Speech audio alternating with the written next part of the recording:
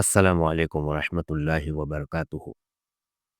सामईन, सुरात अल मुस्तकीम चैनल पे फिर से एक बार खुश आमदीद। उम्मीद है कि आप सब खैरियत से होंगे। आपसे गुजारिश है कि अगर आप इस चैनल पे नए हैं तो चैनल को सब्सक्राइब करें, ऑडियो को लाइक करें, ज़्यादा से ज़्यादा शेयर करें और बेल आइकॉन पे क्लिक करें ताकि आपको नए ऑडियो की नोटिफिकेशन मिलती रहे। अल्लाह आपको बेहतरीन बदला दे। शमशीर बिन याम हज़रत खालिद बिन वलीद रज़ी अल्लाह अन्हु की दास्तान शुजाअत इनायतुल्लाह अल्तमश। बिस्मिल्लाहिर्रहमानिर्रहीम। यमामा में शोर उठा। कुछ लोग दौड़ते हुए बस्ती से बाहर चले गए। औरतें छतों पर जा चढ़ी। ऊपर से गर्द की घटाएं उठ रही थी और यमामा की तरफ बड़ी आ रही थी। आंधी आ रही है, लश्कर है, किसी का लश्कर आ रहा है। होशियार, खबरदार, तैयार हो जाओ। खालिद रज़ियल्लाहु अन्हु एक किला नुमा मकान पर जा चढ़े। यह आंधी नहीं, किसी की फौज थी। मुर्तदीन के सिवा और किसकी फौज हो सकती थी। खालिद रज़ियल्लाहु अन्हु को अफसोस होने लगा कि किस बुरे वक्त उन्होंने अपनी फौज से कहा था कि जो घरों को जाना चाहते हैं चले जाए। गर्द के जो बादल उठते आ रहे थे, बहुत बड़े लश्कर की गर्द थी।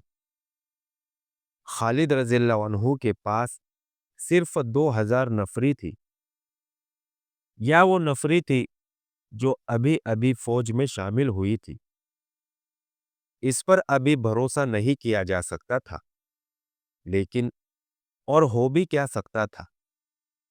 यमामा की आबादी थी, इसमें लड़ने वाले आदमी मौजूद थे, लेकिन ये खतरा भी था कि ये लोग दुश्मन से मिल जाएंगे और ये खतरा भी कि ये पीठ पर वार करेंगे। मुजाहिदीन इस्लाम खालिद रज़ियल्लाहु अन्हु ने किले नुमा मकान की छत से ललकार कर कहा, बहुत बड़े इम्तिहान का वक्त आ गया है। अल्लाह के सिवा तुम्हारा मददगार कोई नहीं। खालिद रज़ियल्लाहु अन्हु चुप हो गए, क्योंकि उन्हें दफों और ढोलों की धमक सुनाई देने लगी थी। हमला आवर दफ बजाते नहीं आया करते। धमक बुलंद होती जा रही थी। खालिद रज़ियल्लाहु अन्हु ने उधर देखा। गर्द बहुत करीब आ गई थी और इसमें छुपे हुए ऊंट और घोड़े नजर आने लगे थे। गर्द के दबीज पर्दे में आने वाला लश्कर नारे लगाने लगा। इस्लाम के पासबानों, खालिद रज़ियल्लाहु अन्हु ने ऊपर से चिल्लाकर कहा, अल्लाह की मदद आ रही है, आगे बढ़ो, इस्तकबाल करो, देखो ये कौन है। खालिद रज़ियल्लाहु अन्हु दौड़ते नीचे उतरे, अपने घोड़े पर कूदकर सवार हुए और घोड़े को एड़ लगाकर बस्ती से निकल गए।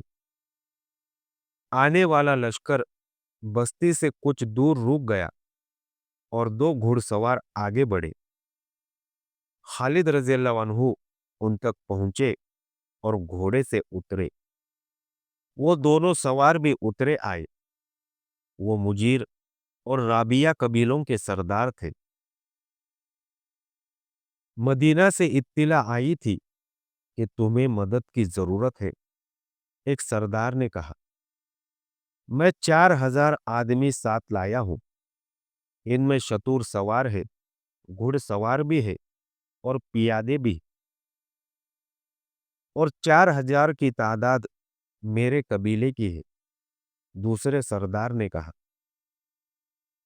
खालिद रज़ियल्लाहु अन्हु ने फर्द मुसर्रत से दोनों को अपने बाजुओं में ले लिया और खुशी से कांपती हुई आवाज में बोले, अल्लाह की कसम, اللہ نے मुझे कभी मायूस नहीं किया।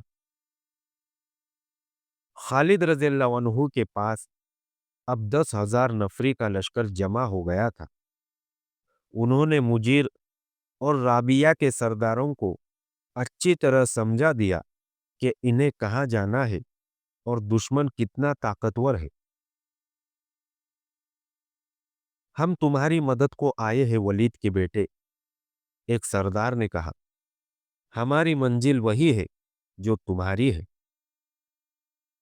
मदीने से हमें इत्तिला मिली है कि मेरे लश्कर तुम हो, दूसरे सरदार ने कहा।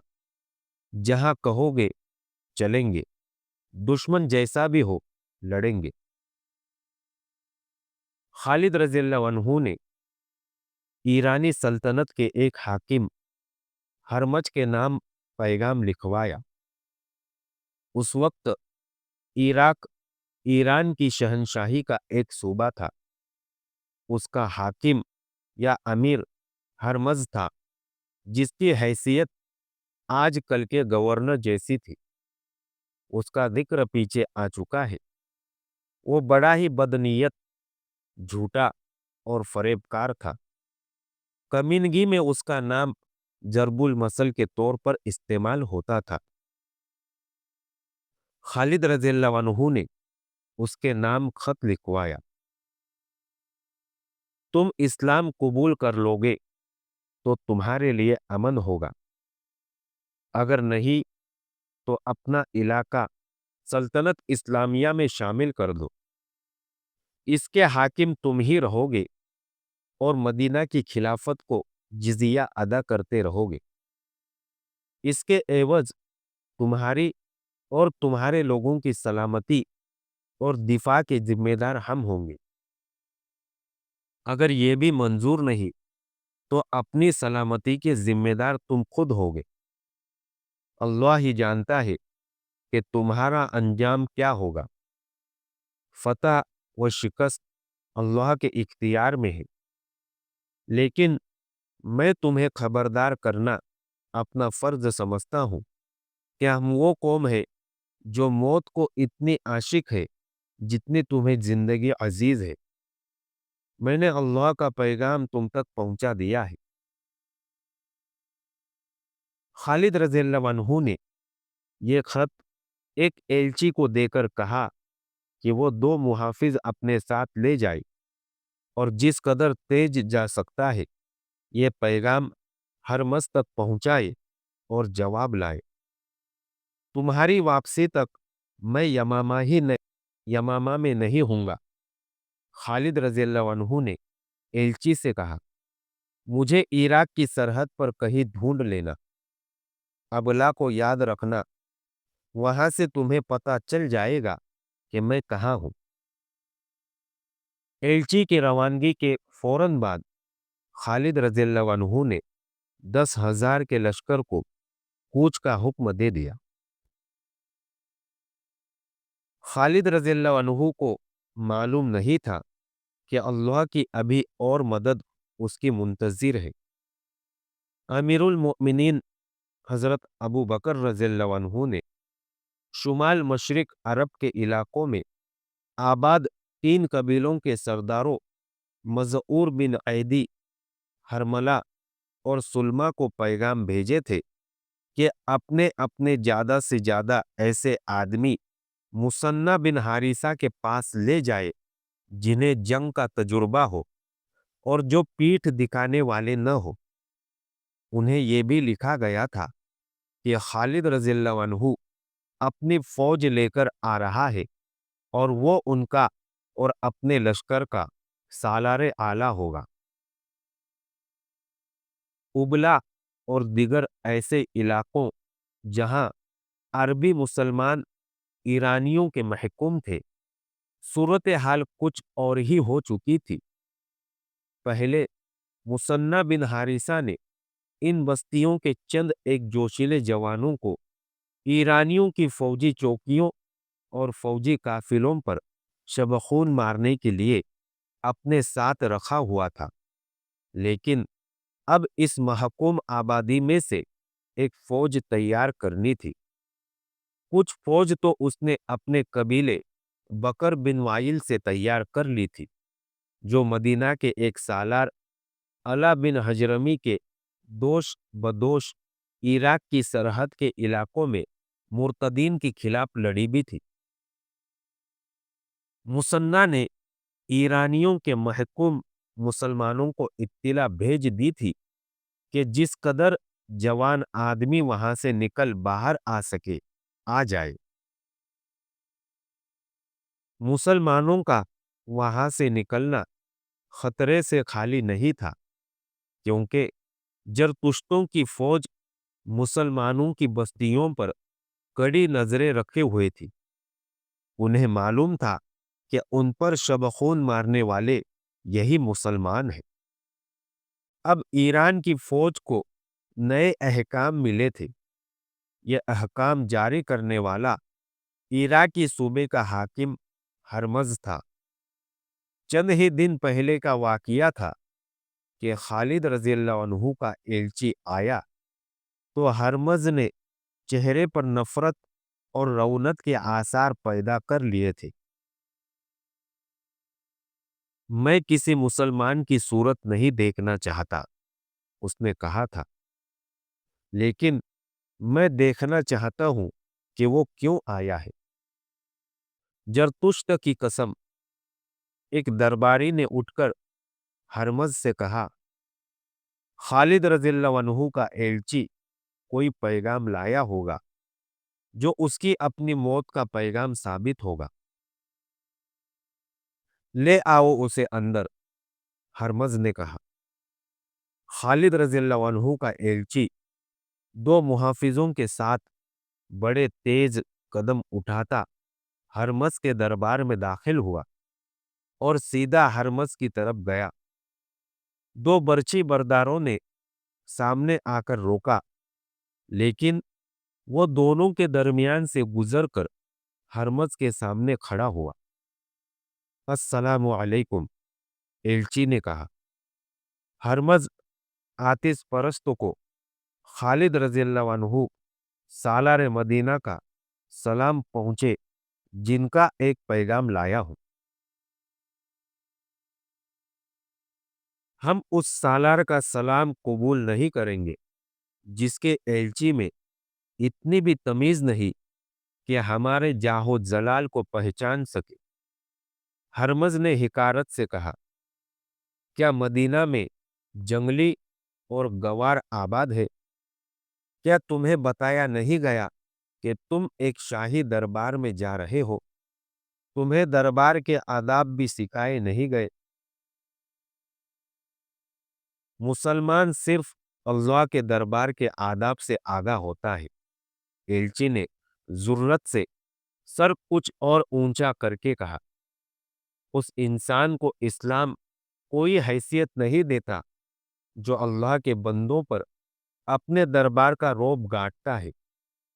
मैं तुम्हारा दरबारी नहीं, उस सालार का एलची हूं जिसे अल्लाह के रसूल सल्लल्लाहु अलैहि वसल्लम ने अल्लाह की तलवार कहा है। हरमज के सामने वो तलवार कुंद हो जाएगी। हरमज ने फिरौनों से लहजे में कहा और हाथ बढ़ाकर तोहकुमाना लहजे में बोला, लाओ, तुम्हारे अल्लाह की तलवार ने क्या पैगाम भेजा है? एलची ने पैगाम उसके हाथ में दे दिया, जो वो इस तरह पढ़ने लगा जैसे अजराहे मजाक उसने एक कागज हाथ में लिया हो। पैगाम पढ़कर उसने उसे मुट्ठी में इस तरह चिड़मुड़ कर दिया जैसे एक रद्दी का टुकड़ा हो जिसे वो फेंक देगा। क्या कीड़े मकोड़े ये ख्वाब देख रहे कि वो एक चट्टान से टक्कर ले सकेंगे? हरमज ने कहा, क्या मदीना वालों को किसी ने बताया नहीं? क्या हरकुल भी इस चट्टान से टकराकर अपना सर फोड़ चुका है? क्या हम तुम्हें अपनी फौज की एक झलक दिखाए ताकि तुम अपने सालार को और अपने बूढ़े खलीफा को बता सको کہ عراق کی سرحدوں کی طرف دیکھنے کی بھی ضرورت نہ کرے۔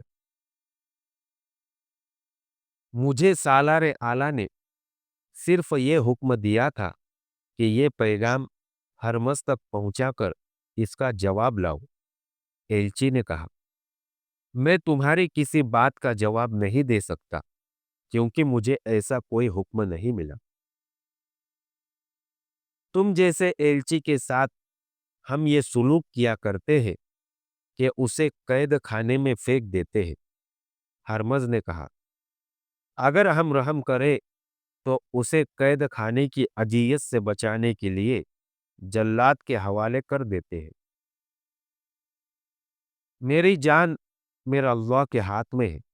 ایلچی نے کہا، اگر تم مسلمان ہوتے تو تمہیں علم ہوتا کہ مہمان کے ساتھ کیا سلوک کیا جاتا ہے، لیکن اللہ کے منکر اور آگ کے پجاری سے اس سے بہتر سلوک کی توقع نہیں رکھی جا سکتی۔ مجھے جلاد کے حوالے کر دو، لیکن یہ سوچ لو کہ مسلمان میرے اور میرے محافظوں کے خون کے ایک ایک قطرے کا انتقام لیں گے۔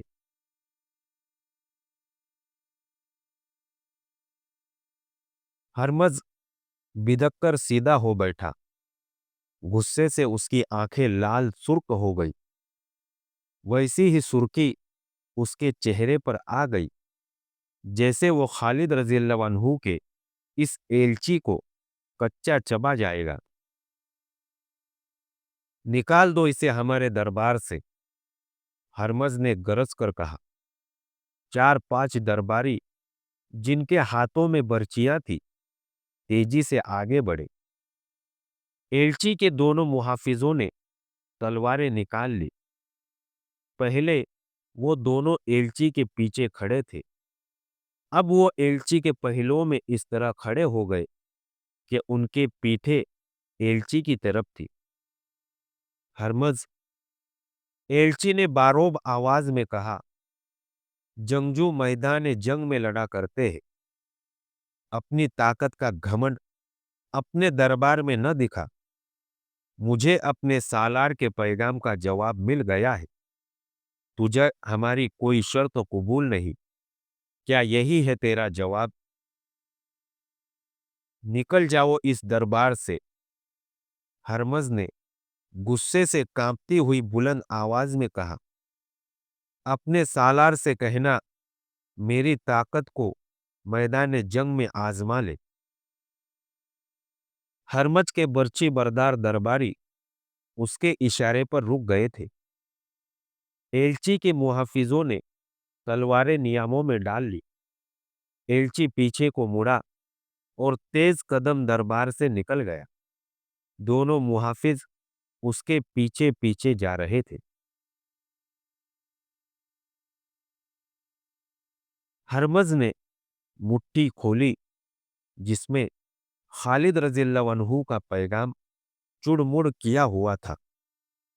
چونکہ یہ پیغام باریک کھال پر لکھا ہوا تھا اس لیے یہ مٹھی کھلتے ہی سیدھا ہو گیا۔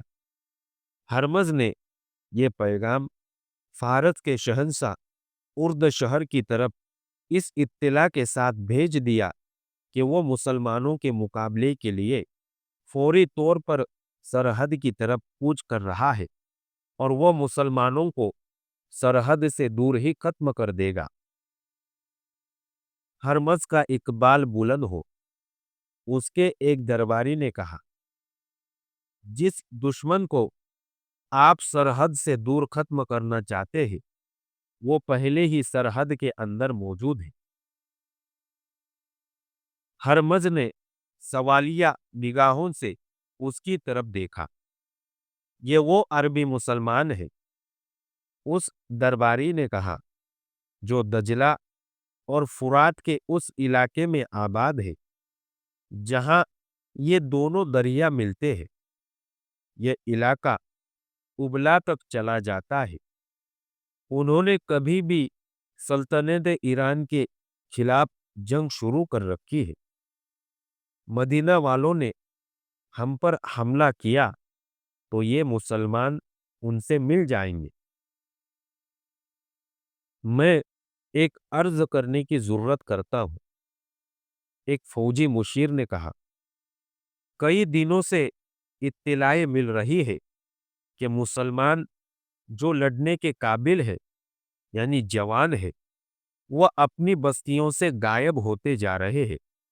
وہ یقیناً مثنہ بن حارثہ تک پہنچ رہے ہیں۔ اس میں کوئی شک نہیں کہ وہ فوج کی صورت میں منظم ہو رہے ہیں۔ کیا تم نے فرار کا یہ سلسلہ روکنے کے لیے کوئی کارروائی کی ہے؟ ہرمز نے پوچھا۔ فوجی دستے باقاعدہ نگرانی کر رہے ہیں۔ ہرمز نے غصے اور طنز سے کہا، سرحدی چوکیوں کو بھی ابھی حکم بھیجو کہ مسلمانوں کی بستیوں پر چھاپے مارتے رہے۔ ہر بستی کی تمام آبادی کو باہر نکال کر دیکھے کہ کتنے آدمی غائب ہے اور وہ کب سے غائب ہے۔ جس گھر کا آدمی غائب ہو اس گھر کو آگ لگا دو۔ کوئی مسلمان سرحد کی طرف جاتا نظر آئے تو اسے پکڑ کر قتل کر دو یا دور سے اس پر تیر چلا دو۔ آج کے لیے اتنا ہی کافی ہے۔ اگلی داستان جاننے کے لیے ہمارے ساتھ جڑے رہیے اور اس آڈیو کو زیادہ سے زیادہ شیئر کرنا نہ بھولیں۔ دعاؤں کی گزارش۔ السلام علیکم ورحمۃ اللہ وبرکاتہ۔